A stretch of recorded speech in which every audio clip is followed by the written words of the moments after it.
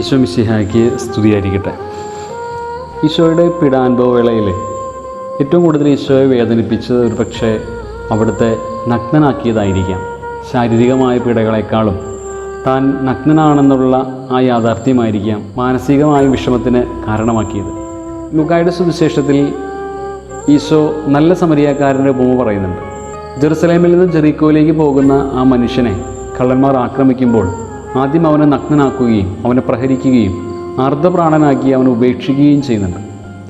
ഈ നഗ്നനാക്കുക എന്നുള്ളത് പിശാച് ഏറ്റവും ആദ്യം ഒരു മനുഷ്യൻ്റെ ജീവിതത്തിൽ ചെയ്യുന്ന ഏറ്റവും വലിയ ക്രൂരതയാണ്.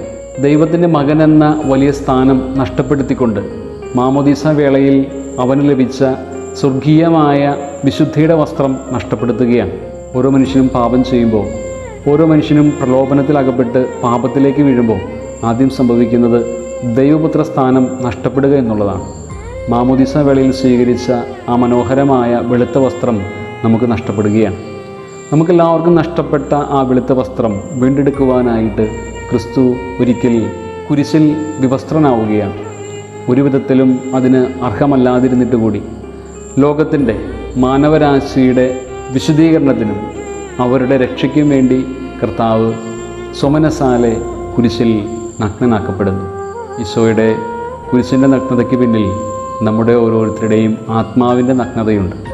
പാപത്തിൻ്റെ, ബന്ധനങ്ങളുടെ, സ്വാർത്ഥതയുടെ എല്ലാം നഗ്നതയിൽ നിന്ന് നമ്മളെല്ലാവരും എടുത്തു മാറ്റപ്പെട്ട് ക്രിസ്തുവിൻ്റെ വലിയ മക്കളാണെന്നുള്ള ബോധ്യത്തിലേക്കും യാഥാർത്ഥ്യത്തിലേക്കും തിരികെ വരാനായിട്ട് ഈ നോമ്പുകാലം നമ്മളെ ക്ഷണിക്കുകയാണ്.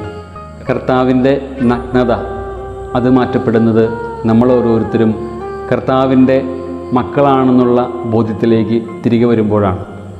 അങ്ങനെ മാത്രമേ കർത്താവിൻ്റെ നഗ്നതയ്ക്ക് പരിഹാരം ചെയ്യാനായിട്ട് നമുക്ക് സാധിക്കുകയുള്ളൂ. ഈ നോമ്പ് അതിനുള്ള ഒരു ശ്രമം കൂടിയായി മാറട്ടെ.